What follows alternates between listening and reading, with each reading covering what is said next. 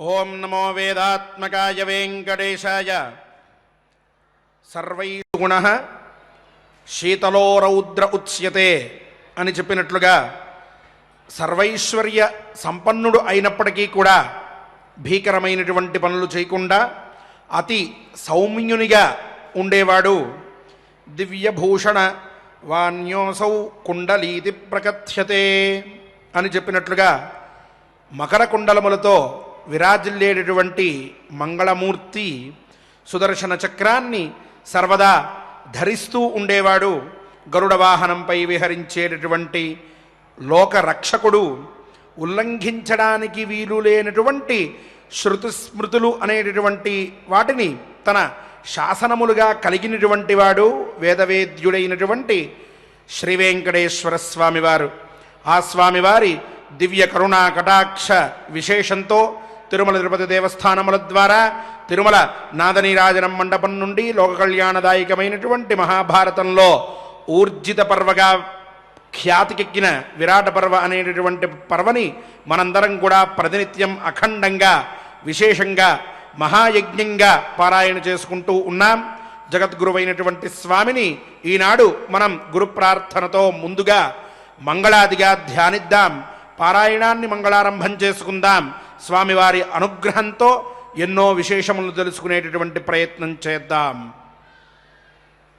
గురుధ్యానం యత్సత్వేన జగత్సత్వం యత్ప్రకాశేన భాతి తత్ యదానందేన నందంతి తస్మై శ్రీ గురవే నమః. శ్రీనివాసధ్యానం సువర్ణముఖి తీరస్థం సువర్ణేడ్యం సువర్ణదం సువర్ణాభం సువర్ణాంగం శ్రీనివాసం భజే నిశం. లక్ష్మీధ్యానం శరణ్యే త్వాం ప్రపన్నోస్మి కమలే కమలాలయే త్రాహి త్రాహి మహాలక్ష్మి పరిత్రాణపరాయణే అథ సంకల్పః శ్రీమదాదివరాహ క్షేత్రే విరాజమానస్య దేవదేవాత్మకస్య జగద్రక్షణార్థం అవతీర్ణస్య శ్రీమదఖిలాండకోటి బ్రహ్మాండనాయకస్య శ్రీవేంకటేశ్వర స్వామినః అనుగ్రహ ప్రసాదేన సర్వేషాం భక్తజనానాం ఆదివ్యాధి నివృత్తి ద్వారా ఆయురారోగ్య ఐశ్వర్యాభివృద్ధ్యర్థం విశూచిక క్రిమిజనిత సమస్త దుష్ప్రభావ నివారణార్థం సర్వారిష్ట నివృత్తి ద్వారా సకల శ్రేయ అభివృద్ధ్యర్థం రాజద్వారే రాజముఖే సర్వదా దిగ్విజయ సిద్ధ్యర్థం అస్మిన్ దేశే శీఘ్రమేవ వాపీకూప తటాకాది పరిపూరక సువృష్టి ప్రాప్తి ద్వారా సర్వసస్య అభివృద్ధ్యర్థం గోధన అభివృద్ధ్యర్థం సమస్త పాపక్షయార్థం చ శ్రీమన్మహాభారత అంతర్గతే విరాట పర్వణి విరాటపర్వణి యథాశక్తి యథాశక్తి సప్తచత్వారింశ అధ్యాయ అంతర్గత శ్లోకపారాయణం శ్రీమహాదేవ స్తోత్ర పారాయణం చ ఆచార్యముఖేన కరిష్యామహే. శ్రీకృష్ణ ధ్యానం ఉత్ఫుల్ల పద్మపత్రాక్షం నీలజీమూత సన్నిభం యాదవానాం శిరోరత్నం కృష్ణం వందే జగద్గురుం దేవీ ధ్యానం యా దేవీ సర్వభూతేషు దయారూపేణ సంస్థితా నమస్తస్యై నమస్తస్యై నమస్తస్యై నమో నమః వ్యాసధ్యానం కృష్ణద్వైపాయనం వ్యాసం సర్వలోకహితే రతం వేదాబ్జభాస్కరం వందే శమాధినిలయం మునిం.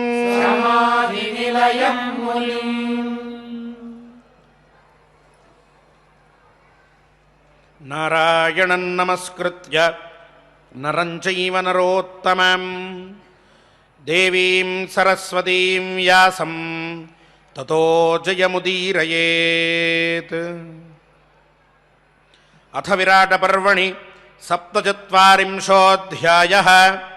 వైశంపాయన ఉవాచ అథ దుర్యోధనో రాజా సమరే భీష్మమబ్రవీత్ ద్రోణం చ రథశార్దూలం కృపం చ సుమహారథం.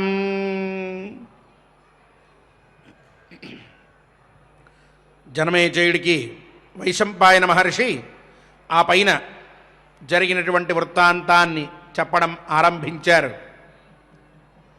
నాయనా జనమేజయ, ద్రోణుల వారు ఎన్నో అపశకునములను దుశ్శకునములను అన్నిటినీ కూడా జాగ్రత్తగా పరిశీలించి క్షాత్ర వినాశనాన్ని అడ్డుకోవాలి, క్షత్రియ మరణాలని అడ్డుకోవాలి అనేటువంటి ఆలోచనతో ఇప్పుడు ఇది సమయం కాదు, తగిన జాగ్రత్త తీసుకుందాం, ముందుగా యుద్ధం అనేదాన్ని ఆపే ప్రయత్నం చేద్దాం దుర్యోధన. మహారాజా ఒక్కసారి ఆలోచించు, జాగ్రత్తగా ఉండాలి అని ఎన్నో మాటల్ని అనుభవంతో రంగరించి చెప్పారు. చెప్పిన మరుక్షణం అప్పటిదాకా జరుగుతున్నటువంటి పరిణామాలన్నీ కూడా తనకి వ్యతిరేకంగా అననుకూలంగా ప్రతి విషయంగా ఉన్నాయని చెప్పి తెలిసినప్పటికీ కూడా ప్రతికూల వాతావరణాన్ని ఎదుర్కొంటున్నాననేటువంటి విషయం స్పష్టంగా గోచరిస్తూ ఉన్నప్పటికీ కూడా దుర్యోధనుడు ఏమాత్రం కూడా వెనక్కి తగ్గకుండా ఒకంత మూర్ఖత్వంతో జరిగిన ప్రతి సంఘటనని కూడా చూస్తూ ఉన్నప్పటికీ వెనకంజ వేయడం ఇష్టం లేక యుద్ధానికి సిద్ధమైపోయి గురువులు అన్ని విషయాలు చెప్తూ రాక్షస సంబంధమైనటువంటి కొన్ని వైపరీత్యాలు ఇక్కడ గోచరిస్తూ ఉన్నాయి, ప్రకృతి సంబంధమైనటువంటి కొన్ని వైపరీత్యాలు ఇక్కడ గోచరిస్తూ ఉన్నాయి, పక్షులు మృగములు ఇత్యాది వీటికి సంబంధించినటువంటి కొన్ని క్రియలు మనకి అపజయాన్ని తెచ్చిపెట్టేట్టుగా ఉన్నాయి. మీ శారీరక లక్షణములు కూడా అంత యోగ్యంగా లేవు. కాబట్టి ఇప్పుడు వద్దు, ఆలోచించు, వచ్చినవాడు అర్జునుడు. ఈ మాట మాత్రమే చెవులో మారుమ్రోగుతూ ఉన్నది దుర్యోధనుడికి, కర్ణుడికి కూడా. ఇద్దరికీ ఈ అర్జునుడు అనేటువంటి పదం విన్న వెంటనే అప్పటిదాకా చెప్పినా ఇక ఆ పైన చెప్పినా ఈ రెండు విధాలైనటువంటి మంచి మాటలు ఏవైతే ఉన్నాయో అన్నీ కూడా పోయినాయి. నాయనా వద్దు అని అంతకుముందు జాగ్రత్తగా ఉండాలి, సేనను రక్షించుకో, ఆయుధములు పడిపోతూ ఉన్నాయి వరల్లోంచి, జాగ్రత్త అంటూ ఇంతకు ముందరే ద్రోణుల వారు కొన్ని అపశకునములను చెప్పారు. ఈ అర్జునుడు వచ్చాడని చెప్పి నిశ్చయించినటువంటి తరువాత ఇంకా కొన్ని అపశకునములను సాక్షాత్తు దుర్యోధనుడి శరీరంలో కలిగినటువంటి వైపరీత్యం బట్టి వచ్చేటటువంటి నష్టంతో సహా వివరించినప్పటికీ కూడా ఆ మధ్యలో నైషోన్య సవ్యసాచిన అర్జునుడు తప్ప వేరొకడు కాదు వచ్చినవాడు అర్జునుడే, ఆ మాట మిగిలిపోయింది. ఏ వస్తే ఎవరొచ్చినా సరే అనేటటువంటి అహంకారం, మూర్ఖత్వం ఇవన్నీ కూడా నింపుకుని గురువులు చెప్పినటువంటి మాటలన్నింటినీ కూడా పక్కన పెట్టబోతూ ఈ మాటలన్నీ విన్న తర్వాత అంటూ ఇక వైశంపాయన మహర్షి చెప్తూ ఉన్నారు, జనమేజయుడికి అథ అని ఆరంభించారు ఈ అధ్యాయాన్ని. అంటే ఇగో ఇంత విషయం జరిగిన తర్వాత ఎప్పుడో ఆయుధములు పడిపోతూ ఉన్నాయి, జాగ్రత్త, వచ్చినవాడు అర్జునుడే అని ఆయన భీష్ముల వారితో ఎవ్వరికీ తెలియకుండా మాట్లాడారు. నదీ జలంకేశవనారికేతు నగాహ్వయో నామ నగారిసూను ఏషోంగనావేషధర కిరీటీ జిత్వా వయన్నేష్యతి చాద్యగావ. చాలా విశేషంగా చెప్పుకున్నాం ఈ శ్లోకార్థం మనం. ఈ విధంగా ఆయన బయట పడకుండా మాట్లాడారు, వచ్చినవాడు అర్జునుడే అని. మిగతా వాళ్ళు గ్రహించకుండా కేవలం ఆ భీష్ముల వారు మాత్రమే గ్రహించే విధంగా మాట్లాడి చెప్పిన క్షణం నుంచి ఈ క్షణం దాకా ఇగో ఇన్ని జరిగినాయి కదా ఇక్కడ. ఇవన్నీ జరిగిన తర్వాత అప్పటిదాకా దుర్యోధనుడు ఏం మాట్లాడలేడు. అలాగే జరుగుతున్నటువంటి ప్రతి సంఘటనని చూస్తున్నాడు, ప్రకృతిలో వచ్చేటటువంటి మార్పుల్ని చూస్తున్నాడు, సేనలో వచ్చిన నిరుత్సాహాన్ని సాక్షాత్తు కళ్ళారా చూశాడు. ఈ పైన ద్రోణుల వారు చెప్పినటువంటి మాటలన్నీ కూడా విని అపశకునములనైనా వద్దురా ఇప్పుడు యుద్ధం అనే భావంలో చెప్పినటువంటి మాటల్ని కూడా విన్నటువంటి తరువాత అని ఇక వైశంపాయన మహర్షి చెప్తూ ఉన్నారు, నాయన ఆ పైన సమరే భీష్మబ్రవీత్. ఆ పక్కనే భీష్ముల వారు కూర్చుని ఉన్నారు మహానుభావుడు. ఆయన్ని ఉద్దేశించి ఈ యుద్ధ క్షణాల్లో అందరూ కూడా ఒక విధమైనటువంటి నిరుత్సాహంలో పడున్నప్పుడు ఒక పక్క మాట్లాడేటటువంటి మాట మహారాజు మాట్లాడుతున్నటువంటి మాటగా ఉండాలి ఒకటి. రెండవది, ఇప్పటిదాకా చెప్పినటువంటి ప్రతి ఒక్క అపశకునమును కూడా తీసి పక్కన పడేసేటటువంటి మాటలు మాట్లాడాలి. మూడవది, సాక్షాత్తుగా అర్జునుడి మీద ఉన్నటువంటి ఏదైతే వ్యతిరేకత ఉన్నదో అదంతా తన మాటల్లో బయటపడాలి. నాలుగవది, తన ఆప్తమిత్రుడైనటువంటి కర్ణుడు తన మాటలని బలపరిచేటటువంటి విధంగా ఉండాలి. ఐదవది, భీష్ముల వారికి ఒక విధంగా అది నచ్చి ఉండాలి. ఆరవది, మీరన్న ప్రకారమే ఇప్పుడు నేను చేస్తూ ఉంటే, మనందరం కలిసి నిర్ణయం తీసుకుంటే ఇప్పుడేమిటి ఈ గోల అనేటటువంటి భావనని జొప్పించాలి ఎదురుగా ఉన్నటువంటి ప్రతి ఒక్కరిలో. ఆ పైన ఈ యుద్ధంలో ఉన్నటువంటి ప్రతి సైనికుడికి ఉత్సాహం తెప్పించేటటువంటి మాట మాట్లాడాలి. ఎనిమిదవది. ఆ పైన తొమ్మిదవది, ఒకవేళ ఎవడైనా సరే ఈ యుద్ధ రంగంలోంచి వెనుతిరిగి పారిపోదామని ఆలోచించినట్లయితే వాడికి ఒక హెచ్చరిక చేసి ఉండాలి. ఇక చిట్ట చివరిది పదవది, తను అనుకున్నటువంటి మాటనే ఇక్కడ తెలియజేస్తూ ద్రోణుల వారు చెప్పినటువంటి మాటల్లో పెద్దగా అర్థాన్ని ఎవరూ కూడా తీసుకోకుండా ఉండేట్టుగా ప్రతి ఒక్కడి అభిప్రాయాన్ని కూడా మార్చగలగాలి. ఇక ఇంకా చిట్ట చివరిది అనుకుంటే అందరికీ ఇప్పుడున్నటువంటి భావాన్ని పోగొట్టాలి. మళ్ళీ తన మాట మీద అందరూ నడిచి వెళ్ళేట్టుగా గురువుల మాటని తిరస్కరిస్తూ దాంట్లో ఎక్కువ హడావిడి చేయకుండా తగినంత జాగ్రత్తగా మాట్లాడుతూ తీసి పక్కన పడేసి మహారాజుని చెప్పాను చెయ్యండి అని గురువులని కూడా ఒక విధంగా ధిక్కరించి మాట్లాడేట్టుగా ఉండాలి. ఇన్ని విధాలైనటువంటి అభిప్రాయాలన్నింటినీ పెట్టుకున్నటువంటి దుర్యోధనుడు సామాన్యుడు కాదు. తనకు ఒక తర్కం ఉంది, తనకి ఒక అభిప్రాయం ఉంది, తనకి ఒక దృష్టి ఉంది. ఆ దృష్టిని ఇక్కడ అందరికీ కూడా తెలియజేయాలి, తను అనుకుంటున్నటువంటిది జరగాలన్నటువంటి ఉద్దేశ్యంతో భీష్ముల వారిని చూస్తూ, అలాగే ద్రోణంచ రథశార్దూలం కృపంచ సుమహారథం, కృపుణ్ణి అలాగే ద్రోణాచార్యుల వారిని వీరిని కూడా చూస్తూ వెంటనే ఇలా మాట్లాడడం మొదలెట్టాడయ్యా అని జనమేజయుడికి చెప్తూ ఉన్నారు వైశంపాయన మహర్షి. ఏం మాట్లాడుతున్నాడు దుర్యోధనుడు అంటే, దుర్యోధన ఉవాచ ఉక్తోయమర్థ ఆచార్యౌ మయా కర్ణేన చ సకృత్ పునరేవ ప్రవక్ష్యామి నహి దృశ్యామి తం బ్రువన్ పరాభూతైర్హి వస్తవ్యం తైశ్చ 12 వత్సరాన్ వనే జనపదే జ్ఞాతైరేష ఏవ పణో హినః తేషాం న తావన్నిర్వృత్తం వర్తతే త్రయోదశం అజ్ఞాతవాసో బీభత్సుర్యథా బీభత్సు అథాస్మాభిः సమాగతః అనివృత్తే తు నిర్వాసే యది బీభత్సురాగతః పునర్12 వర్షాణి వనే వత్స్యంతి పాండవాః లోభాద్వా తేన జానీయుః అస్మాన్ వా మోహ ఆవిశేత్ హీనాతిరిక్తమేత ఏతేషాం భీష్మః వేదితుమర్హతి. ఒకంత మొదటి నుంచి మొదలు పెడుతున్నాడన్నట్లుగా ఉన్నాయి దుర్యోధనుడి మాటలు, కానీ ఆ మాటలని సరికొత్తగా పలుకుతూ ఉన్నాడు. ఇప్పుడు ఇక్కడి నుంచి ఇక వరుసగా దుర్యోధనుడి వ్యక్తిత్వం అంతా మనకు బయటపడుతూ ఉంటుంది, దుర్యోధనుడి ఆలోచన విధానం మనకు బయటపడుతూ ఉంటుంది. మాట్లాడుతూ అంటున్నాడు, పెద్దలందరూ కూడా ఉండగా మహారాజు అనేటటువంటి ఒక చిన్న గౌరవాన్ని అడ్డు పెట్టుకుని, ఎందుకనంటే పెద్దలు అక్కడ అనుభవజ్ఞులు ఉన్నప్పటికీ కూడా తన తర్కాన్ని వినిపించి, నేను కదా ఇలా ఆలోచిస్తోంది, మీకేం ఆలోచన రావట్లేదా అనేటటువంటి భావనని తీసుకుని వెళ్దామని ఒక రకమైనటువంటి నిర్లజ్జతో దుర్యోధనుడు మాట్లాడడం మొదలెట్టాడు.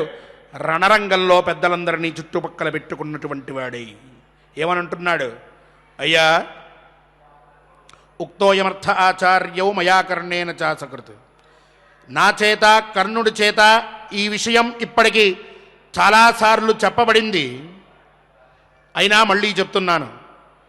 నాకేమీ ఈ విషయం మళ్ళీ మళ్ళీ చెప్పడంలో విప్రతిపత్తి లేదు, అంటే బాధ కానీ లేక దోషం కానీ లేక ఒక రకమైనటువంటి ఈసడింపు కానీ ఏం లేదు.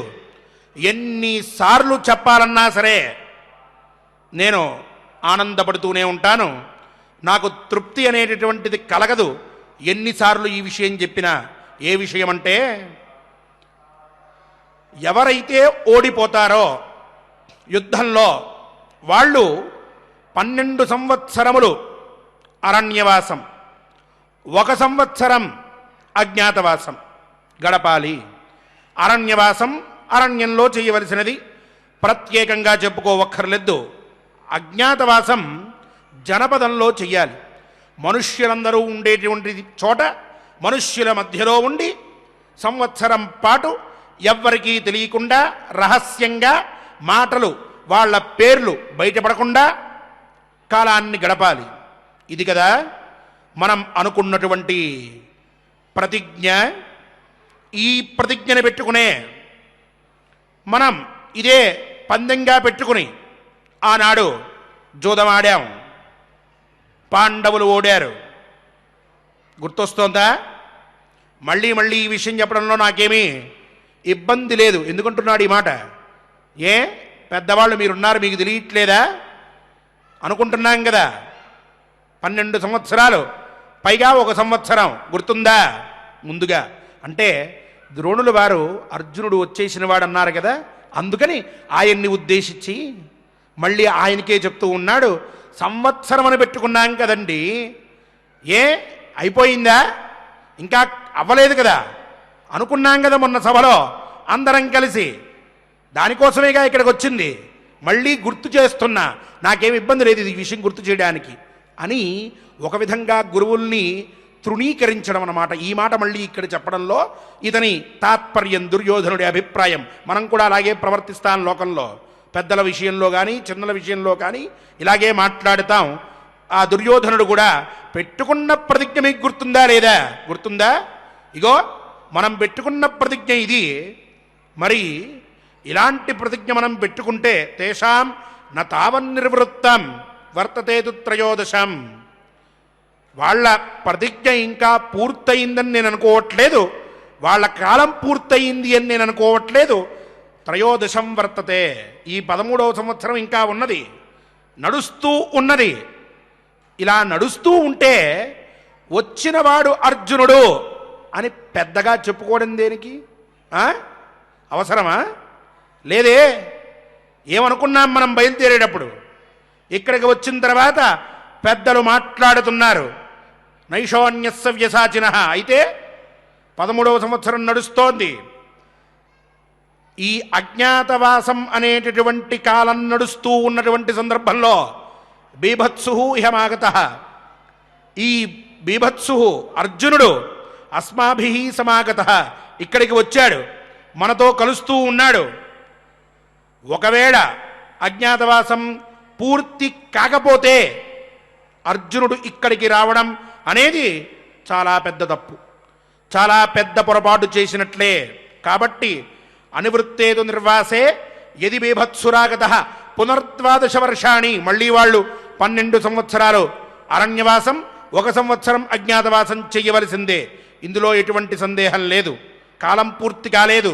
కాలం పూర్తి కాకుండా వస్తే మటుకు మళ్ళీ వెళ్ళవలసినదే, చెయ్యవలసినదే. ముందు ఇది అర్థమవుతోందా?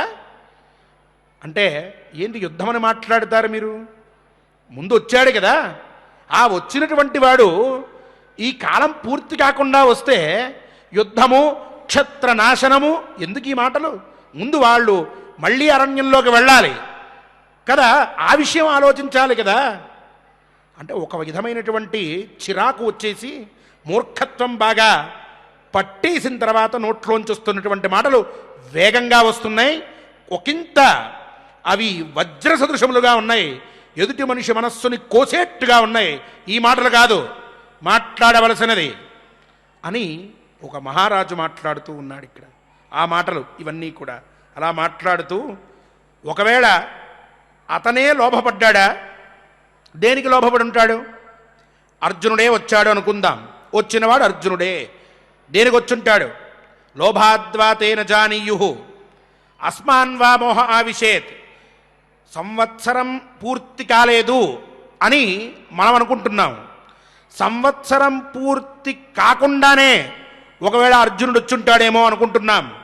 అంటే లోభంతో వచ్చుంటాడా? ఏం లోభమై ఉంటుంది? ఈ యుద్ధానికి వచ్చి ఇప్పటికిప్పుడు మనందరినీ కూడా ఓడించి మొత్తం రాజ్యలక్ష్మిని తీసుకెళ్ళిపోదాం అనుకుంటున్నాడా ఈ అర్జునుడు? అతను చేసేటువంటి పని అదేనా? లేక సంవత్సరం పూర్తయిపోయి మనం కాలేదు అని అనుకుంటున్నామా? మనకేమన్నా మోహం కలిగిందా? ఇంకా సంవత్సరం పూర్తి కాలేదు అన్న భావనలో మనం ఉండిపోయామా? లేక వాళ్ళకే ఈ రాజ్యాన్ని మొత్తాన్ని ఇప్పటికిప్పుడు హస్తగతం చేసుకోవాలనేటటువంటి లోభం పుట్టి సంవత్సరం పూర్తి కాక మునిపే ఈ విరాట రాజ్యంలోకి మనం వచ్చామని తెలుసుకుని మనతో యుద్ధం చేసి మనల్ని ఇక్కడ ఓడించి మొత్తం రాజ్యాన్ని లాగేసుకుందామనేటటువంటి ఆశ కలిగిందా? ఏంటిది? ఇక్కడ ఏం జరుగుతోంది? హీనాతిరిక్తం ఏతేషాం. ఒకవేళ అజ్ఞాతవాసకాలం ఇంకా ఉన్నదా, లేక మొత్తం వాళ్ళు చేసిన ప్రతిజ్ఞ తీరిపోయి చక్కగా కాలం ఇంకా ఎక్కువయిందా? హీనాతిరిక్తం తక్కువ ఎక్కువ అనేది ఈ రెండిట్లో ఏం జరిగింది అనేది భీష్మో వేదితుమర్హతి. భీష్ముల వారే తెలుసుకోగలరు, మనకెవరికి అర్థం కావట్లా అని ఓ పక్క భీష్ముల వారికి ఒకంత పెద్ద పీట ఇక్కడ వేస్తూ ఉన్నాడు. దుర్యోధనుల్లో ఉండేటటువంటి ఆలోచన ఒకంత పక్కదారి ఎక్కడ పట్టింది అన్నప్పుడు అందరికీ గుర్తుండే ఉంటుంది. ఆ సభా సమయంలో వీళ్ళందరూ కూర్చుని మాట్లాడుతున్నప్పుడు ఆనాడే అనుకున్నాం, భీష్ముల వారు ఏ మాట పైన మాట్లాడలేదు, తెలిసి ఉన్నప్పటికీ గుంభనంగా అలా ఉండిపోయారు, అలాగే ఆలోచిస్తూ ఉన్నారు. ఆ దుర్యోధనుడు చెప్పినటువంటి మాటలన్నీ వింటున్నారు. దుర్యోధనుడు చూశాడు, పైన ఏ మాట అయినా మాట్లాడితేరేమో తాతగారని ఆయన మాట్లాడలేదు. అదే తన నిర్ణయం అనుకుని ఇంకొకసారి గట్టిగా చెప్పాడని ఆ రోజు మనం అనుకున్నాం. ఎందుకు ఆ రోజు ఆ విషయం అంతగా చెప్పుకున్నామంటే ఇగో ఇందుకోసం. అజ్ఞాతవాస కాలం ఈనాటికి పూర్తయిందా లేదా అని ఎప్పుడు అడగాలి ఈ దుర్యోధనుడు?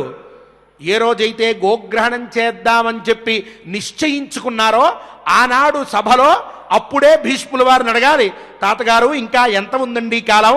ఉందా? అయిపోయిందా? మనం తొందరగా బయలుదేరుతున్నామా? కాలం అయిన తర్వాత బయలుదేరుతున్నామా? ఈ విచారం అక్కడ చెయ్యాలి. సమరే యుద్ధరంగంలో చేస్తున్నాడు. భీష్మో వేదితుమర్హతి. భీష్ముల వారికే తెలుసు, మనకి తెలియదు. కాబట్టి ఇక్కడ ఈ విషయం అప్రస్తుతం. చిట్ట చివరికి ఏం చెప్తున్నాడు? ఈ విషయం అప్రస్తుతం అని చెప్తూ పైగా ఓ గొప్ప మాట మాట్లాడుతున్నాడు దుర్యోధనుడు కూడా. అర్థానాంచ పునర్ద్వైధే నిత్యం భవతి సంశయః అన్యథా చింతితో హ్యర్థః పునర్భవతి చ అన్యథా స్వార్థే సర్వే విముహ్యంతి ఏపి ధర్మవిదో జనాః.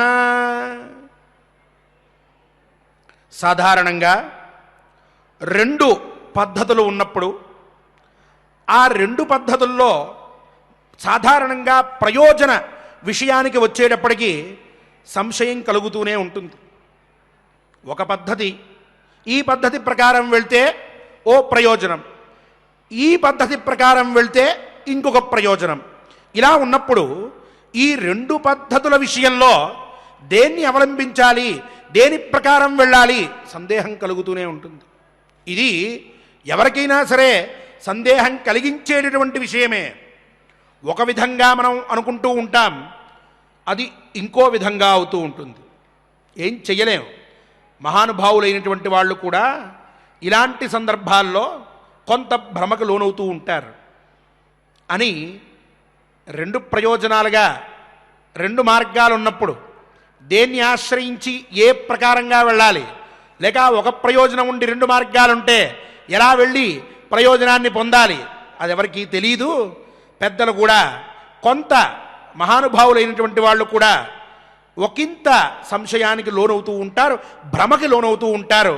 బహుశా ఇప్పుడు మనం ఆ పద్ధతిలో పడిపోయి ఉన్నామేమో, భ్రమాత్మకమైనటువంటి ఆలోచనలో మనం పడిపోయి కొట్టుకుంటున్నామేమో, జాగ్రత్తగా ఆలోచించుకోవాలి అని ఆ మాట కూడా మాట్లాడి ఆ పైన అసలు మనం ఎందుకు వచ్చాం, అర్జునుడు ఎందుకు వచ్చాడు, మనం రావడానికి అర్జునుడు రావడానికి ఏమన్నా సంబంధం ఉందా?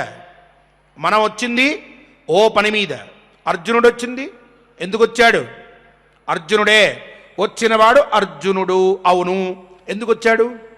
ఎందుకు రావాల్సిన అవసరం వచ్చింది అతనికి? కాలం కూడా తీరిపోయింది, అజ్ఞాతవాస కాలం చేసేశాడు, అయిపోయింది, వాళ్ళకి ఇంక కాలం లేదు.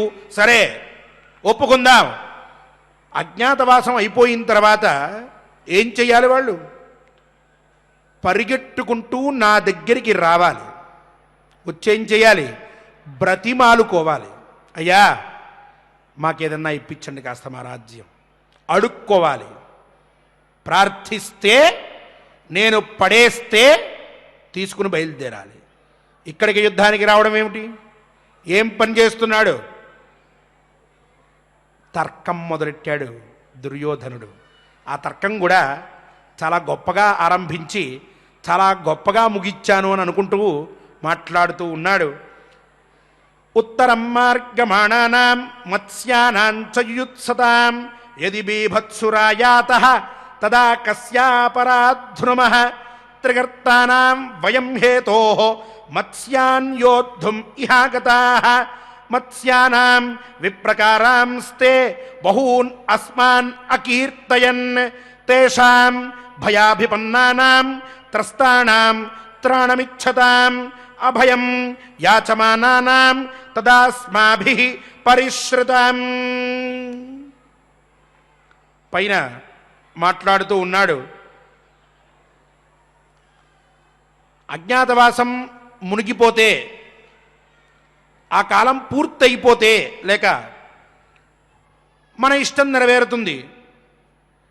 ఈ కాలంలో ఇక్కడ మత్స్యరాజు యొక్క సంపదంతా తీసుకెళ్ళినటువంటి ఇష్టం ఒకవేళ పూర్తి కాకపోతే అప్పుడు కూడా మన ఇష్టమే నెరవేరుతుంది. ఎందుకు అనంటే వచ్చినవాడు అర్జునుడు కనిపించేశాడు మనకి, అతన్ని చూసేశాం, మళ్ళీ అరణ్యాలకి వాళ్ళందరినీ పాండవుల్ని పంపించేస్తాం, మన కోరికే నెరవేరుతుంది. అజ్ఞాతవాసం పూర్తి అయిపోయి అర్జునుడు వచ్చినా మన కోరికే, సంపత్తి తీసుకెళ్ళిపోతున్నాం మత్స్యరాజుది కాబట్టి అప్పుడు కూడా మన కోరిక నెరవేరుతూనే ఉంటుంది. దీంట్లో ఏం సందేహం లేదు. అయితే ఇక్కడ మనం వచ్చినటువంటి దేనికి, మనకి ఈ విరాట రాజుకి మనకి వాళ్ళకి ఉన్నటువంటి సంబంధం ఏమిటి? యుద్ధ సంబంధం. మనకి విరాట రాజుకి యుద్ధ సంబంధం ఉన్నది. ఆ యుద్ధ సంబంధాన్ని పురస్కరించుకుని మనం వాళ్లతో యుద్ధం చెయ్యడం కోసం ఇక్కడికి వచ్చాను తప్ప వేరే పని మీద మనం రాలేదు. అంటే మనకి విరాట రాజ్యంలో ఉన్నటువంటి వాళ్ళకి యుద్ధం జరుగుతూ ఉన్నటువంటి సందర్భంలో మీరన్నట్టు మీ అర్జునుడే ఒకవేళ వచ్చినట్లయితే ఎవరిదండి దోషం? ఏం సంబంధమని అర్జునుడు పరిగెట్టుకుంటూ యుద్ధరంగానికి వచ్చాడు. మనకి విరాట రాజుకి మధ్యలో అతనెందుకు ప్రవేశించాడు అని చెప్పి ముందుగా ఏదో గొప్ప విషయాన్ని నేను బయటికి తీసుకొచ్చాను అన్నట్లుగా మాట్లాడాడు.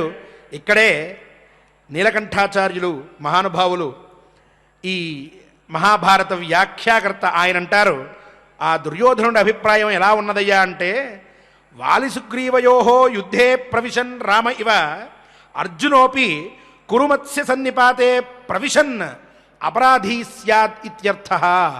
అంటే వాలి సుగ్రీవుడు ఇద్దరూ కూడా యుద్ధం చేసుకుంటే మధ్యలో రాములు వారు రామచంద్రమూర్తి వెళ్ళి సుగ్రీవుడి పక్షాన నిలిచి వాలిని సంహరించాడు. ఆ సందర్భంలో అవివేకులు రాముడి తప్పు, రాముడు దోషం చేశాడు అని అంటూ ఉంటారు. సాధారణంగా ఆలోచించినటువంటి వాడికి కూడా హర్రే అనవసరంగా వారిని చంపేశాడు, ఈయన ఎంత పాపం చేశాడు రామచంద్రమూర్తి అనే ఆలోచిస్తాడు. అంతరార్థమో ధర్మమో అక్కడ విషయమో తెలియదు. ఇప్పుడు దుర్యోధనుడు కూడా అతి సామాన్యుడిలాగా ఇంత మనం యుద్ధం కోసమని వస్తే మనము మత్స్యదేశంలో ఉన్నటువంటి ఆ మత్స్యరాజు వీళ్ళతోటి గొడవ పెట్టుకుందామని మనం వస్తే యుద్ధం చేద్దామని మధ్యలో అపరాధం చేసినటువంటి వాడిగా, అపరాధం చేస్తూ ఉన్నటువంటి వాడిగా అర్జునుడు ప్రవేశించాడు. ఇది అర్జునుడి దోషం కాక ఇంకేమిటి? ఇక్కడ అర్జునుడు అడుగు పెట్టడానికి అవకాశం ఏముంది? ఏ సంబంధంతో మన మధ్యకు వచ్చాడు అని గురువుల్ని ఉద్దేశించి తర్కాన్ని ప్రయోగిస్తూ వేగంగా మాట్లాడుతూ, నేను అనుకుంటున్నటువంటి దాంట్లో అర్జునుడు దోషం చేసిన వాడే, వస్తే వచ్చాడు, అయితే అయ్యాడు గొప్పవాడు, తప్పు చేశాడు. నా దగ్గరకు వచ్చి ప్రార్థించకుండా ఈ రాజ్యం నాకు ఇవ్వు అని నన్ను అడగకుండా యుద్ధానికి వస్తాడా సరాసరిగా? ఏమనుకుంటున్నాడు? అజ్ఞాతవాసం పూర్తయిపోతే యుద్ధానికి రావడమేనా? మహారాజునుండగా నన్ను ప్రార్థింపక తిరస్కరించి ఇక్కడికి యుద్ధానికి వచ్చాడు అనంటే, పైగా మనము మత్స్యదేశం వాళ్ళం కొట్టుకుంటుంటే మధ్యలోకి వచ్చి తలదూరుస్తాడా? పనికిరాని పనంతా చేస్తున్నాడు. ఏమన్నా సంబంధం ఉందా? ఇది ఒప్పుకునేటటువంటి విషయం కాదు. ఎవరికి చెప్తున్నాడు ఈ మాటలు? ద్రోణుల వారికి చెప్తూ ఉన్నాడు వేగంగా. ఈ మాటే అంటే ఇన్నిసార్లు మనం ఈ విషయం ఎందుకు చర్చిస్తున్నాము అనంటే ఇక్కడ మనకి ఇంటుక ఆలోచన రావాలి. అలా అయితే మరి నువ్వెందుకు వచ్చావయ్యా? కొట్టుకుంటుంది ఎవరు? త్రిగర్త సైనికులు, మత్స్య సైనికులు. త్రిగర్తరాజు అయినటువంటి సుశర్మ, మత్స్యదేశ ప్రభు అయినటువంటి విరాటరాజు, వీళ్ళిద్దరి మధ్య గొడవ ఉంటే మధ్యలో నువ్వెందుకు ప్రవేశించావు? నీకేం అవసరం? అడగచ్చు. ఆ మాట అడిగేటటువంటి అవకాశం అక్కడ ఉన్నది. వాళ్ళు అడగచ్చు, నువ్వెందుకు వచ్చావయ్యా? అర్జునుడు రావడమే తప్పైతే నువ్వు రావడం కూడా తప్పే, నువ్వు కూడా దీంట్లోకి ప్రవేశించడం తప్పే. ఎలా వస్తావు? త్రిగర్త సైనికుల్ని రక్షించడం కోసం వచ్చానంటావా? అవును, మత్స్యదేశ సైనికుల్ని రక్షించడం కోసం అర్జునుడు వచ్చాడు. సుశర్మని కాపాడడం కోసం వచ్చానంటావా? విరాట్ రాజును కాపాడడం కోసం వచ్చాడు అర్జునుడు. ఏం తప్పేముంది? ఈ రకంగా అక్కడ వెంటనే దుర్యోధనుడిని ఉద్దేశించి ఒక మాట అడగడానికి సిద్ధంగా ఉన్నటువంటి మహానుభావులు కొందరు ఉండనే ఉన్నారు. ఆలోచించాడు, అర్జునుడు వచ్చాడు, తప్పు చేశాడు అని నేనన్నాను. వీళ్ళు ఈ ప్రశ్న వెయ్యవచ్చు నన్ను. ఏం సమాధానం చెప్పాలి? అడిగే విషయంలో ఏమాత్రము ద్రోణుల వారు కానీ, లేక కృపాచార్యుల వారు కానీ, లేక అగో అశ్వత్థామ కొంత ఉగ్రత్వాన్ని పొంది ఉన్నాడు, అతను కూడా అడగవచ్చు. లేదు, వీళ్ళకి సరైన సమాధానం చెప్పాలి. నేనెందుకు వచ్చానో, ఇక్కడ ఎందుకు అడుగు పెట్టానో, మనం ఎందుకు వచ్చామని వీళ్ళు అడిగితే దానికి సమాధానం సరిగ్గా చెప్పాలి అని వెంటనే త్రిగర్త సైనికుల కోసం వచ్చి మత్స్యరాజుతో గొడవ పడుతూ ఉంటే అర్జునుడు మధ్యలో వచ్చినప్పుడు అది తప్పవుతుంది. కానీ త్రిగర్త సైనికులు మత్స్య సైనికులు కొట్టుకుంటూ ఉంటే మధ్యలో తనొచ్చి ఉత్తరగోగ్రహణం చేయడం తప్పు కాదు, ఎట్టి పరిస్థితుల్లోనూ అది తప్పు కాదు అని అక్కడ నిశ్చయించి అందరికీ అర్థమయ్యేట్టుగా చెప్పి ఒప్పించుకోవాలి. ఆ ప్రయత్నం చెయ్యబోతూ ఒక మాట మాట్లాడడం మొదలెట్టాడు. ఎలా తనని సమర్థించుకుంటున్నాడో, తన తర్కాన్ని అక్కడ ఎలా బయట పెట్టుకుంటున్నాడో, ఏ మాటలు చెప్పి పెద్దలని సమాధానపరిచారని ఆనందపడుతూ ఉన్నాడో మనం రేపటి కథాశ్రవణంలో విందాం. అర్జునుడి విషయంలో దోషం దుర్యోధనుడి విషయంలో ఎందుకు కాకుండా పోయింది? ఏ దుర్యోధనుడు అంత సచ్చీలుడా, అంత నిజమైనటువంటి యోగ్యమైన పని చేస్తున్నాడా? ఏం జరుగుతోంది? ఏమిటి దుర్యోధనుడి ఆలోచన? అతని బుద్ధి ఎటు వెళ్తూ ఉన్నది? తన పంథ ఎటుగా ఉన్నది? ఏ తర్కాన్ని ఆశ్రయించాడు? రేపటి రోజున కథాశ్రవణంలో మనందరం చక్కగా విని ఇంకొన్ని విశేషాలు, దుర్యోధనుడి మానసిక ప్రవర్తన, అలాగే తన వాగ్ధోరణి, ఇవన్నీ కూడా రేపు వింటూనే కర్ణుడు మాట్లాడిన మాటల్ని కూడా రేపు వినే ప్రయత్నం చేద్దాం. ఇంతవరకు దీన్ని చక్కగా విన్నాం. తెలిసినటువంటి విషయం, పెద్దలు ముందుండి ఓ మాట చెప్పినప్పుడు మనకున్న తర్కాలు పనికిరావు. మన జ్ఞానం, మనం అనుకుంటున్నటువంటి విషయం అక్కడ పనికిరాదు. మన యొక్క గొప్పతనాన్ని ప్రదర్శించుకోవడం కోసం పెద్దలని తొలనాడకూడదు. వాళ్ళు చెప్పిన మాటలు ఎందుకు చెప్తున్నారో, అనుభవం ఎంతుందో, నువ్వు వాళ్ళకన్నా గొప్పవాడివి కావచ్చు, వాళ్ళకన్నా పండితుడివి కావచ్చు, నీ వాళ్ళకంటే జ్ఞానం ఉండవచ్చు, కానీ నీకన్నా సుమారుగా ఒక 30 ఏళ్ళు వాళ్ళు పెద్దవాళ్ళు అయితే ఆ 30 ఏళ్ల అనుభవాన్ని నువ్వైతే ఈ జన్మకి సంపాదించలేవు. నువ్వు ఎంత గొప్పవాడివైనా వాళ్ళకి నీకు మధ్యలో ఆ 30 ఏళ్ల అనుభవం అనేటటువంటి ఒక గీత అలా ఉండిపోతూనే ఉంటుంది. దాన్ని గౌరవించడం నేర్చుకో, దాన్ని చూసి భయపడడం నేర్చుకో, దానికి విలువివ్వడం నేర్చుకో. ఆ పెద్దలని గౌరవించడం అనేటటువంటి విషయంలో జ్ఞానాన్ని కాదు నువ్వు చూడాల్సింది, తర్కాన్ని కాదు నమ్ముకోవలసింది, అనుభవం. జీవితంలో వాళ్ళు సాధించినటువంటి అనుభవాన్ని, దాన్ని గౌరవించి దానికి విలువిస్తే నీ జీవితం గొప్పగా వెళ్తుంది. ఇక్కడ పాండిత్య ప్రకర్షలో, తెలివితేటలో, గొప్పతనమో, శక్తో, యుక్తో పనికిరాదు. ఏ పెద్దలనైనా గౌరవించడంలో ఇదే విషయాన్ని చిన్నపిల్లలకి మనం నేర్పి పెద్దలని గౌరవించేటటువంటి కళ్యాణమైన సంస్కృతిని మనం నలుచోట్ల చక్కగా వ్యాపింపచేసేటటువంటి శక్తినిమ్మని స్వామిని ప్రార్థిస్తూ ఆచార్యముఖంగా ఈనాటి శ్లోకపారాయణం చేసుకుందాం. ఓం నమో వెంకటేశాయ. ఓం నమో వెంకటేశాయ. ఆచార్య చెప్పినటువంటి అర్థాన్ని, పరమార్థాన్ని స్మరించుకుంటూ శ్రద్ధగా శ్లోకాలు పారాయణ చేద్దాం. అథ విరాట పర్వణి సప్తచత్వారింశోऽధ్యాయః. వైశంపాయన ఉవాచ. అథ దుర్యోధనో రాజా సమరే భీష్మమబ్రవీత్. ద్రోణంచ రథశార్దూలం शूलम् कृपञ्च कृपञ्च सुमहारथम् सुमहारथम् दुर्योधन उवाच दुर्योधन उवाच उक्तोऽयमर्थः उक्तोऽयमर्थः आचार्यौ आचार्यो मया मया कर्णेन चासकृत् कर्णेन च सकृत् पुनरेव पुनरेव प्रवक्ष्यामि प्रवक्ष्यामि न हि तृष्यामि न हि तृष्यामि तं ब्रुवन् तं ब्रुवन् पराभूतैर्हि पराभूतैः वस्तव्यम् वस्तव्यम् तैश्च तैश्च 12 वत्सरान् 12 वत्सरान् वने जनपदे वने जनपदे ज्ञातैः जातैः एष एव एष एव पणोहिनः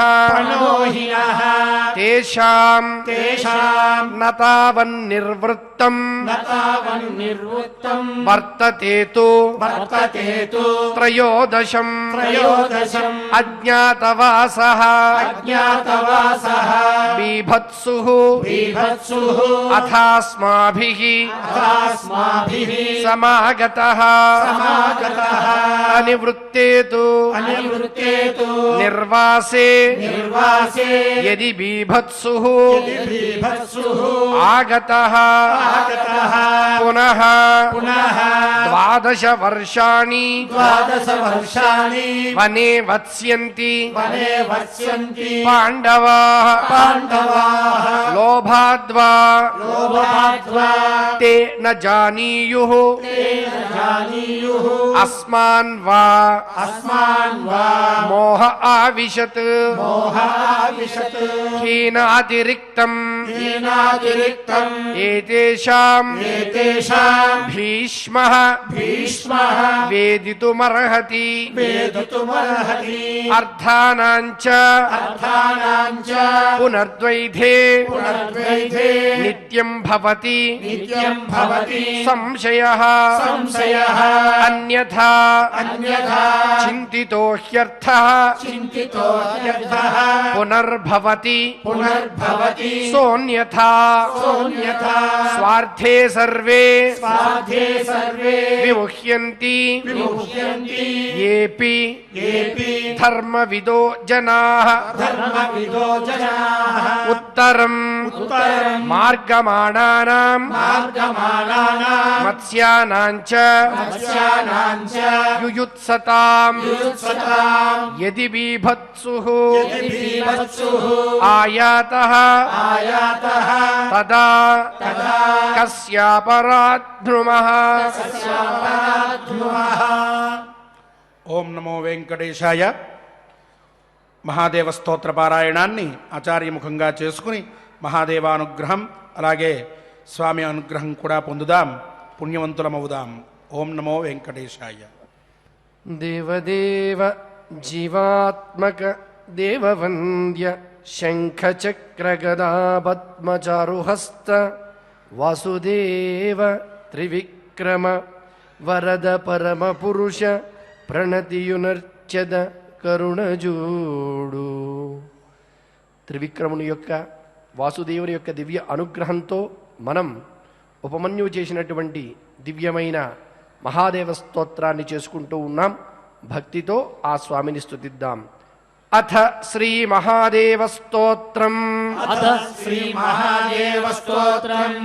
నమః సర్వార్తినాశాయ నమః సర్వార్తినాశాయ నమః శోకహరాయ చ నమః శోకహరాయ చ నమో మేఘనినాదాయ నమో మేఘనినాదాయ బహుమాయాధరాయ చ బహుమాయాధరాయ చ బీజక్షేత్రాభిపాలాయ బీజక్షేత్రాభిపాలాయ స్రష్ట్రారాయ నమో నమః. సహస్రారాయ నమో నమః. నమః సురాసురేశాయ నమః సురాసురేశాయ విశ్వేశాయ విశ్వేశాయ నమో నమః నమో నమః నమః పవనవేగాయ నమః పవనవేగాయ నమః పవనరూపిణే నమః పవనరూపిణే నమః కాంచనమాలాయ నమః కాంచనమాలాయ గిరిమాలాయ వై నమః గిరిమాలాయ వై నమః నమః సురారిమాలాయ నమః సురారిమాలాయ చండవేగాయ వై నమః చండవేగాయ వై నమః బ్రహ్మశిరోపహర్తాయ బ్రహ్మశిరోపహర్తాయ మహిషఘ్నాయ వై నమః మహిషఘ్నాయ వై నమః నమస్త్రీరూపధారాయ నమః శ్రీరూపధారాయ యజ్ఞవిధ్వంసనాయ చ యజ్ఞవిధ్వంసనాయ చ నమస్త్రిపురహర్తాయ నమస్త్రిపురహస్తాయ యజ్ఞవిధ్వంసనాయ చ యజ్ఞవిధ్వంసనాయ చ నమః కామాంగనాశాయ నమః కామాంగనాశాయ కాలదండధరాయ చ కాలదండధరాయ చ నమస్కంద విశాఖాయ నమస్కంద విశాఖాయ బ్రహ్మదండాయ వై నమః బ్రహ్మదండాయ వై నమః నమో భవాయ నమో భవాయ శర్వాయ సర్వాయ విశ్వరూపాయ వై నమః విశ్వరూపాయ వై నమః ఈశానాయ ఈశానాయ భవఘ్నాయ భవఘ్నాయ నమోస్త్వంధకఘాతినే నమోస్త్వంధకఘాతినే నమో విశ్వాయ నమో విశ్వాయ మాయాయ మాయాయ చింత్యాయ వై నమః చింత్యాయ వై నమః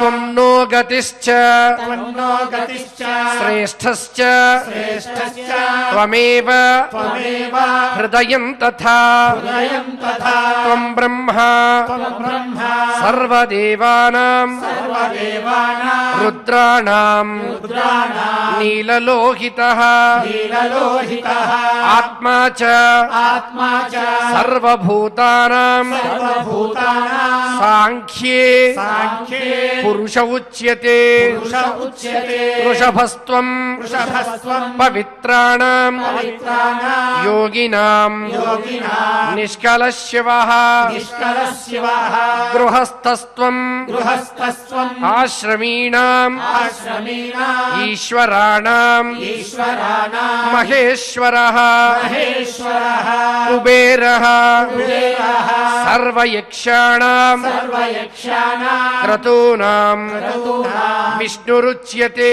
విష్ణురుచ్యతే పర్వతానాం పర్వతానాం భవాన్ మేరుః భవాన్మేరుః నక్షత్రాణాం చ నక్షత్రాణాం చ చంద్రమాః చంద్రమాః వసిష్ఠస్త్వం వసిష్ఠస్త్వం ఋషీణాం చ ఋషీణాం చ గ్రహాణాం గ్రహాణాం సూర్య ఉచ్యతే సూర్య ఉచ్యతే ఆరణ్యానాం ఆరణ్యానాం పశూనాం చ పశూనాం చ సింహస్త్వం సింహస్త్వం పరమేశ్వరః పరమేశ్వరః గ్రామ్యాణాం గ్రామ్యాణాం గ్రోవృషశ్చాసి గోవృషశ్చాసి భవాన్ భవాన్ లోకప్రపూజితః లోకప్రపూజితః ఆదిత్యానాం ఆదిత్యానాం భవాన్ విష్ణుః భవాన్ విష్ణుః వసూనాం చైవ వసూనాం చైవ పావకః పావకః పక్షిణాం పక్షిణాం వైనతేయస్త్వం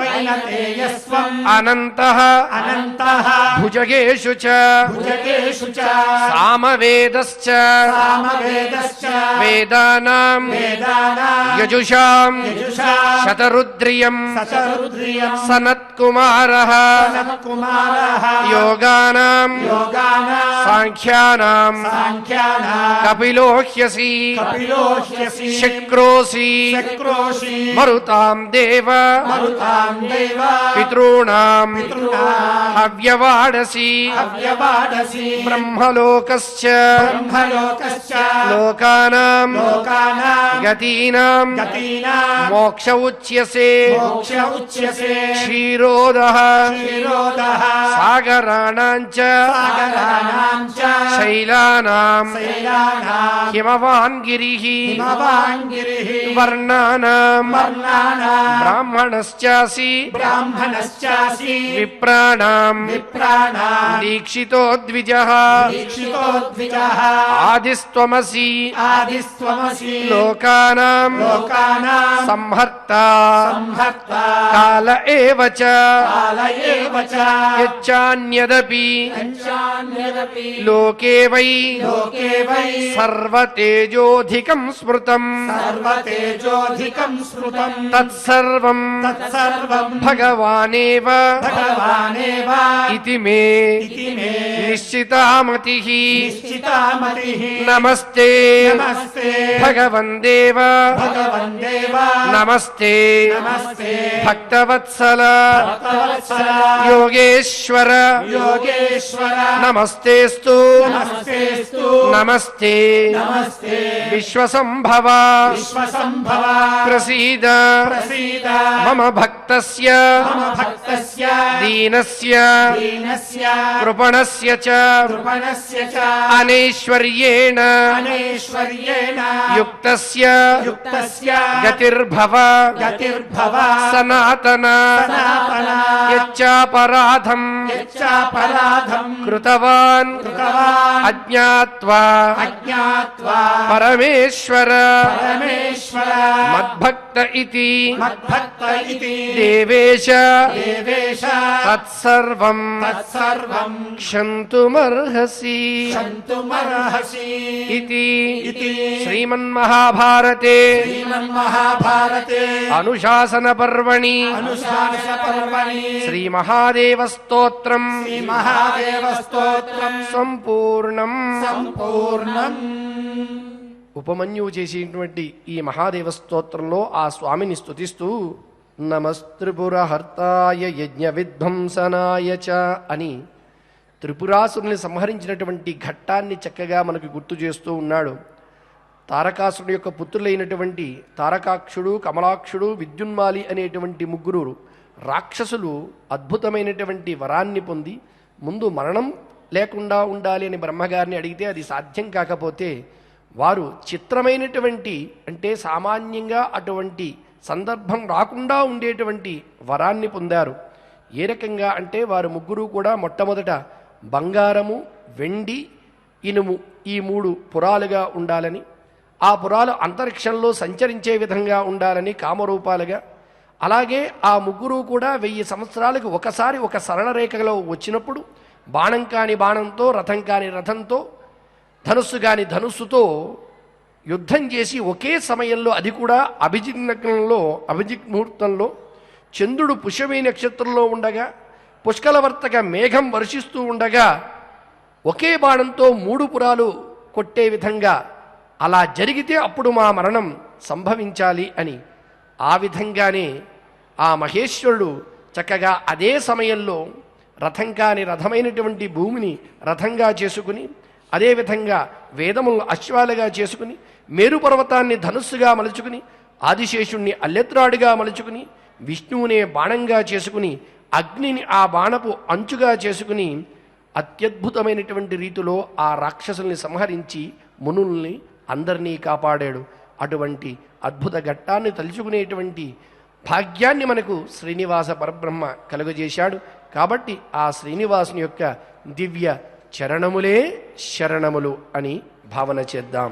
ఓం నమో వెంకటేశాయ. ఓం నమో వెంకటేశాయ. శ్రీ సరస్వతీ ప్రసాద్ గారు మరియు ఇతర అన్నమాచార్య ప్రాజెక్ట్ కళాకారులతో కలిసి గోవిందనామ సంకీర్తనం చేసుకుని గోవిందానుగ్రహ పాత్రులమవుదాం.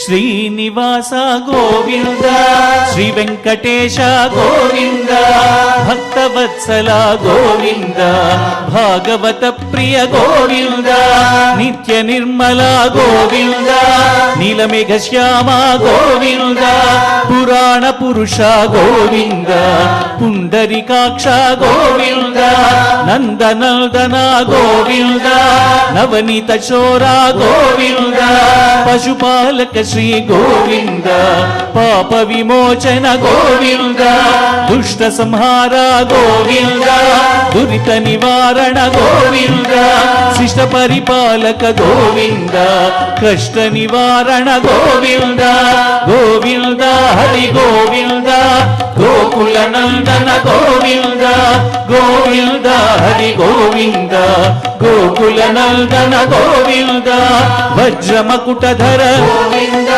వరాహమూర్తి గోపీజనలోల గోవర్ధనోద్ధార దశరథనందన దశముఖమర్దన పక్షివాహన పాండవ ప్రియ మత్స్యకూర్మ మధుసూదన హరి వరాహ నరసింహ వామన భృగురామ బలరామానుజ బౌద్ధ కల్కిధర వేణుగాన ప్రియ వెంకటరమణ గోవింద గోవింద హరి గోవింద గోకుల నందన గోవింద గోవింద హరి గోవింద గోకుల నందన గోవింద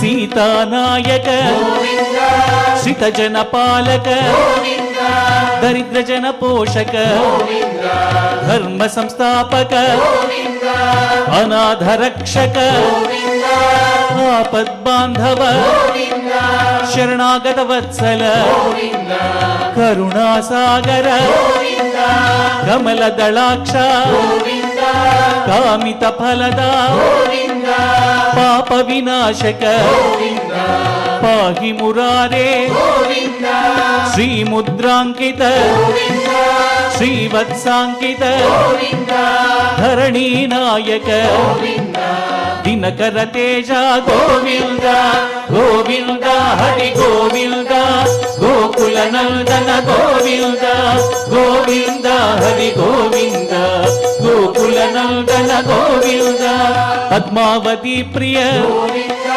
ప్రసన్నమూర్తి అభయహస్త అక్షయ వరద శంఖ చక్రధర శాంగ గదాధర విరజాతీర్థస్థ విరోధి మర్దన సాలగ్రామధర సహస్రనామ లక్ష్మీ వల్లభ లక్ష్మణాగ్రజ కస్తూరి తిలక కాంచనాంబరధర గరుడ వాహన గజరాజ రక్షక గోవింద గోవింద హరి గోవింద గోకుల నందన గోవింద గోవింద హరి గోవింద గోకుల నందన గోవింద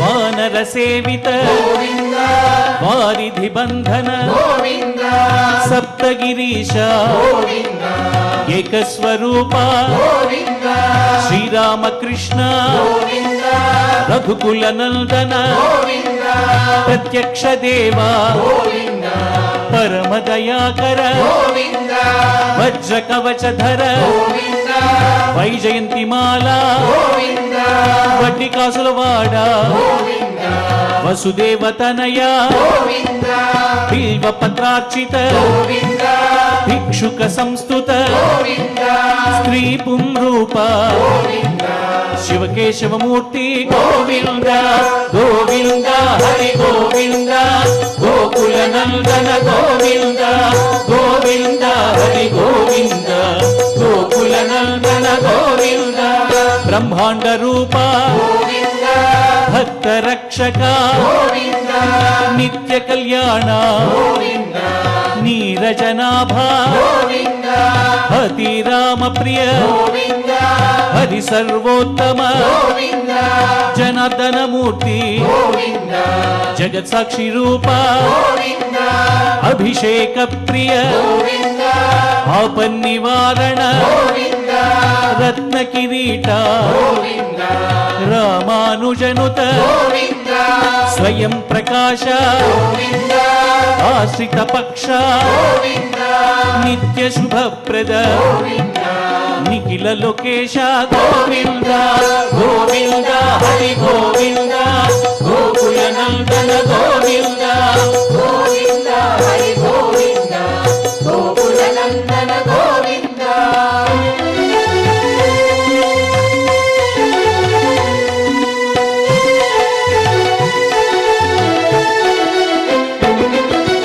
ఆనంద రూప ఆద్యంతరహిత ఇహ పరదాయక ఇభరాజ రక్షక పరమ దయాళో పద్మనాభ హరి తిరుమల వాస తులసీ వనమాల శేష సాయినే శేషాద్రి నిలయ మత్స్యావతార ఏడు కొండలవాడ గోవింద గోవింద హరి గోవింద గోకుల నందన గోవింద గోవింద హరి గోవింద గోకుల నందన గోవింద గోవింద హరి గోవింద గోకుల నందన గోవింద గోవింద హరి గోవింద గోకుల నందన గోవింద గోవింద హరి గోవింద గోకుల నందన గోవింద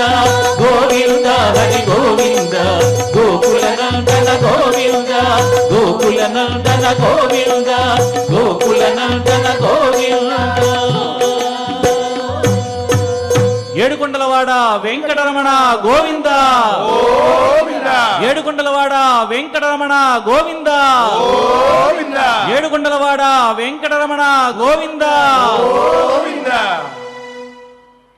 ఓం నమో వెంకటేశాయ. పారాయణ ఫలాన్ని మొత్తాన్ని స్వామివారి చరణారవిందముల దగ్గర మనం సమర్పించుకుంటూ మంగళాంతంగా పారాయణాన్ని పరిపూర్ణం చేసుకుందాం. అథ నవగ్రహ ప్రార్థన. ఆదిత్యాయ చ సోమాయ మంగళాయ బుధాయ చ ఆదిత్యాయ చ సోమాయ మంగళాయ బుధాయ చ గురుశుక్రశనిభ్యశ్చ రాహవే కేతవే నమః. గురుశుక్రశనిభ్యశ్చ రాహవే కేతవే నమః. అథ క్షమా ప్రార్థనా. క్షమా ప్రార్థనా. యదక్షరపదభ్రష్టం మాత్రాహీనం చ యద్భవేత్ యదక్షరపదభ్రష్టం మాత్రాహీనం చ యద్భవేత్ తత్సర్వం క్షమ్యతాం దేవ నారాయణ నమోస్తుతే. సర్వం క్షమ్యతాం దేవ నారాయణ నమోస్తుతే. అథ లోకక్షేమ ప్రార్థనా. అథ లోకక్షేమ ప్రార్థనా. స్వస్తి ప్రజాభ్యః పరిపాలయంతాం న్యాయ్యేన మార్గేణ మహీం మహిషాః. స్వస్తి ప్రజాభ్యః పరిపాలయంతాం న్యాయ్యేన మార్గేణ మహీం మహిషాః. ఓ బ్రాహ్మణేభ్యః శుభమస్తు నిత్యం లోకాః సమస్తాః సుఖినో భవంతు.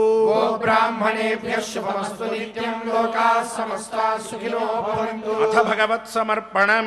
అథ భగవత్సమర్పణం. కాయేన వాచా మనసేంద్రియైర్వా బుద్ధ్యాత్మనా వా ప్రకృతే స్వభావాత్. కాయేన వాచా మనసేంద్రియైర్వా బుద్ధ్యాత్మనా వా ప్రకృతే స్వభావాత్. కరోమి యద్యత్ సకలం పరస్మై నారాయణాయేతి సమర్పయామి. కరోమి యద్యత్ సకలం పరస్మై నారాయణాయేతి సమర్పయామి. అథ మంగళం. అథ మంగళం. శ్రియః కాంతాయ కళ్యాణ నిధయే నిధయేర్థినాం. శ్రీకాంతాయ కళ్యాణ నిధయే నిధయేర్థినాం. శ్రీవేంకట నివాసాయ శ్రీనివాసాయ మంగళం. శ్రీవేంకట నివాసాయ శ్రీనివాసాయ మంగళం.